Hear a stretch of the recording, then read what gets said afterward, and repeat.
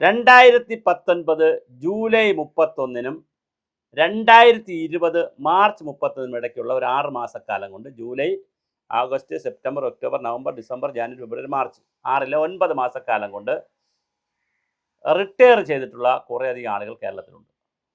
അങ്ങനെയുള്ളവർക്ക് അവർ റിട്ടയർ ചെയ്യുന്നതിന് മുമ്പുള്ള ശമ്പള പരിഷ്കരണമാവട്ടെ, പിന്നീടുള്ള ശമ്പള പരിഷ്കരണവുമായി ബന്ധപ്പെടുത്തി ഒരു ചെറിയ കൺഫ്യൂഷൻ ഉണ്ടായിരുന്നു. അതുണ്ടായതുകൊണ്ട് തന്നെ അവർക്ക് പെൻഷൻ പരിഷ്കരണത്തിൽ 1000 രൂപയെങ്കിലും കുറവ് വന്നിട്ടുണ്ട്.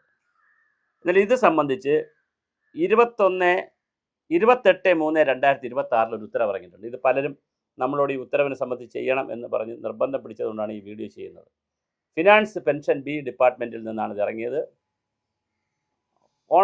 Order of the honourable Kerala administrative tribunal dated 21/10/2024 ഇറക്കിയ ഉത്തരവ് പ്രകാരം അത് കമ്പൈൽ ചെയ്തുകൊണ്ടുള്ള ഒരു ഓർഡറാണ് ഫിനാൻസ് ഡിപ്പാർട്ട്മെൻറ്റിൽ നിന്ന് ഇറങ്ങിയിട്ടുള്ളത്. ഓർഡർ വളരെ സിമ്പിളാണ്. ഒരു വനിതയും വേറെ 4-5 പേരും കൂടി ഒരു കേസ് ഫയൽ ചെയ്തു. അവർക്ക് കേസ് ഫയൽ ചെയ്തപ്പോൾ അവർക്ക് ഹൈക്കോടതിയിലും കേസ് ഫയൽ ചെയ്തു, അവസാനം അഡ്മിനിസ്ട്രേറ്റീവ് ട്രിബ്യൂണലിലും കൊടുത്തു. ആ കേസിൻ്റെ ഓർഡറാണ് government have examined the matter in detail and are pleased to accord sanction for calculating the pension of the applicants based on their revised pays as per GOP number 27/2021 finance dated 10/2/2021 and by notionally adding the pre-revised pay by 38%, that is 28% DA plus 10% fitment. അതായത് ശമ്പള പരിഷ്കരണവുമായി ബന്ധപ്പെടുത്തിയിട്ടുള്ള ഒരു കാൽക്കുലേഷനാണ്. in order to ensure that they will get pension in the case of those who retired after 1/4/2020. അതായത് 1/4/2020 ശേഷം retire ചെയ്തവർക്കും ഉൾപ്പെടെ ഇതിൻ്റെ ഒരു ആനുകൂല്യം കിട്ടുന്നൊരു കഥയാണിത്. ഓഡിറ്റർ ജനറൽ ഇത് നോക്കണമെന്ന് പറഞ്ഞിട്ടുണ്ട്.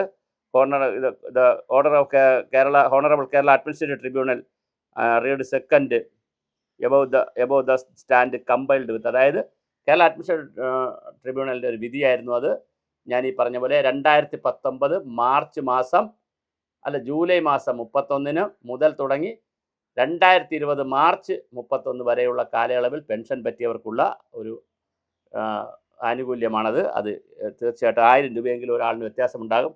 കുറച്ച് പേർക്ക് അത് കിട്ടിയിട്ടുള്ളൂ. ബാക്കിയുള്ളവർക്ക് അത് കിട്ടണമെങ്കിൽ പെൻഷൻകാർ ദയവായി ഈ ഓർഡർ കോട്ട് ചെയ്ത് നിങ്ങൾ ചോദിക്കുക. ഇനി തരില്ല എന്ന് പറഞ്ഞാൽ ചിലപ്പോൾ അഡ്മിനിസ്ട്രേറ്റീവ് ട്രിബ്യൂണലിൽ പോകേണ്ടി വരും.